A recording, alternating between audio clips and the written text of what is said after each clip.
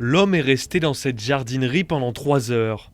3 heures durant lesquelles l'individu menaçait de faire exploser le bâtiment avec des bidons et du matériel inflammable qu'il avait dispersé à l'intérieur. Après de longues négociations, le forcené a été interpellé par les forces de l'ordre. Nous avons réussi à l'interpeller sans incident, sans blessé, et je crois que c'est ce qu'il faut retenir.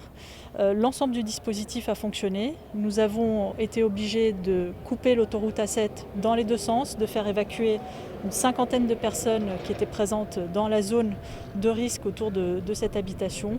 Et désormais, l'autoroute est rouverte. L'ensemble des personnes qui sont dans le périmètre de sécurité vont pouvoir réintégrer leur domicile.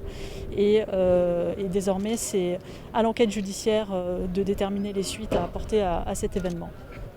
Un périmètre de sécurité a été mis en place ce matin à 10 heures, après que la mairie de Sénas ait été alertée qu'un individu menaçait de mettre fin à ses jours de manière violente. L'homme, d'une cinquantaine d'années, traversait une situation personnelle difficile. C'est un auto-entrepreneur qui a perdu une bonne partie de sa clientèle, qui aussi a perdu du coup son épouse par un divorce, puis tout ce qui s'ensuit. Donc on va dire une descente un peu aux enfers pour lui. Donc quelqu'un qui était au bout de sa vie, hein, des fois on le dit, mais là c'était une vraie réalité. Donc quelqu'un qui avait besoin voilà, de faire quelque chose pour se faire entendre.